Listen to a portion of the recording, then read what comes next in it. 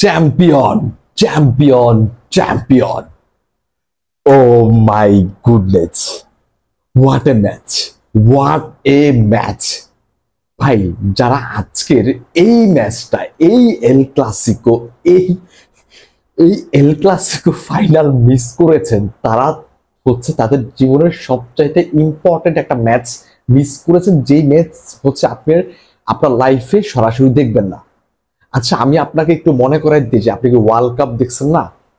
Argentina ফ্রান্সের match দেখছেন তো আপনি?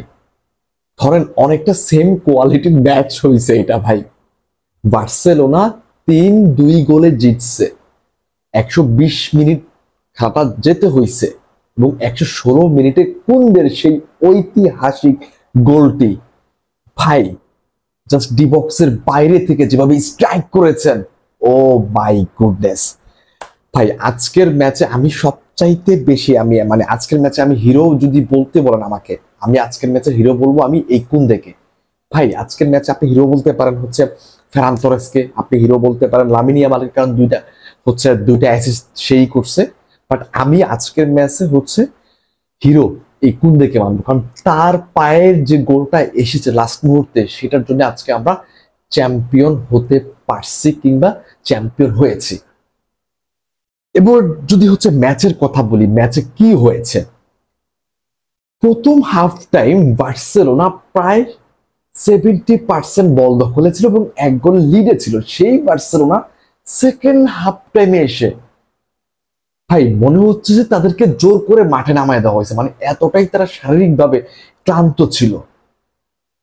বল রিসিভ করতে কষ্ট হচ্ছিল, বল হোল্ড করতেছিল, স্পিড করতে পারতেছিল না, হচ্ছে মানে কি বলবো, মানে মনে হচ্ছে যে একেবারেই ক্লান্ত।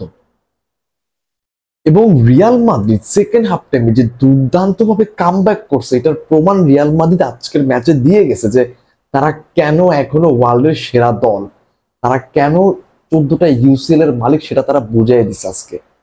তারা সেকেন্ড হাফ টাইমে যেভাবে কামব্যাক করছে, মানে যে দলটা ফার্স্ট হাফে 30% বল দখলে ছিল না, সেই দলটা সেকেন্ড হাফ টাইমে এসে মানে এক্সট্রিম লেভেলের খেলা দিছে, মানে জাস্ট অসাধারণ, এবং তারা কামব্যাক করছে। But end of the day Barcelona কিন্তু ম্যাচটা জিতে নিয়েছে। 116 মিনিটে এসে বার্সেলোনা ম্যাচটা জিতে নিয়েছে, যেখানে কুন্দের লাস্ট মুহূর্তের গোলটা জন্য আজকে আমরা কোপা দেল রের চ্যাম্পিয়ন।